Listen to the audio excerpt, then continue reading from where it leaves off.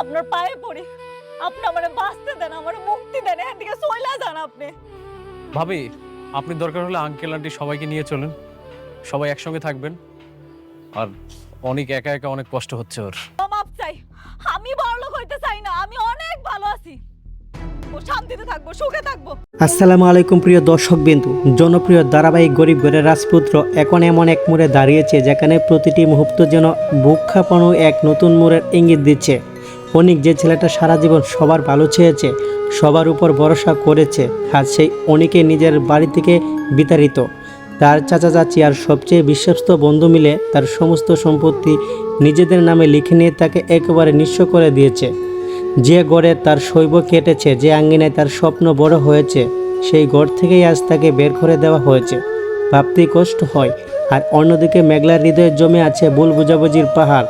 সে বিশ্বাস করে আর অনাগত সন্তানের মৃত্যুর পিছনে অনেকের হাত রয়েছে।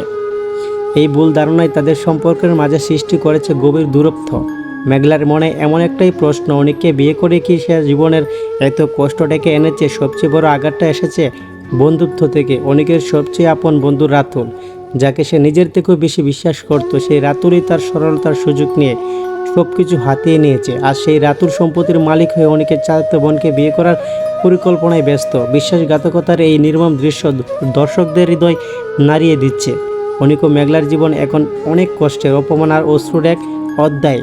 কিন্তু প্রশ্ন হলো, মেঘলা কি সত্যটা জানতে পারবে? সে কি পারবে অনেককে মেনে নিবে, নাকি বুলবুলাবুজির দেওয়াল আরও উঁচু হবে? 5 নম্বর এপিসোড গল্পের মোড় ঘুরতে যাচ্ছে একেবারে প্রত্যাশিত দিকে। থাকবে আবেগ, থাকবে কান্না, থাকবে কিছু হৃদয় ছোঁয়ার মুহূর্ত যা সত্যি চোখে পানি এনে দেবে। সুখবর হলো, আগামী 3 তারিখে আসছে বহুল প্রতীক্ষিত 5তম পর্ব। আর এখন থেকে নিয়মিত সপ্তাহে 2 দিন শনি ও মঙ্গলবার প্রচারিত হবে এই জনপ্রিয় ধারাবাহিক নাটকটি। আপনারা কি মনে করেন? মেঘলা কি অনেককে ক্ষমা করবে, নাকি অনেকের জীবনে শুরু হবে নতুন সংগ্রামের গল্প?